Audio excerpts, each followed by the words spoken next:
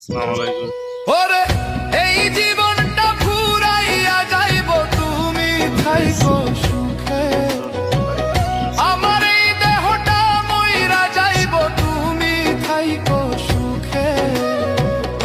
আগে আমি যেমন ছিলাম তেমন কইরা দে বেঈমান বন্ধু, বন্ধু রে তেমন। ভুট্টা ক্ষেত অনেকগুলা সেই লাভ হয়েছে, বড় বড় লাভ। এখানে আবার গম বনছে, দেখা যায় যে গম পাইকে গেছে। এপাশে গম, রাস্তার এপাশে গম, ওপাশে গম, পাশে মরিচ, ভুট্টা।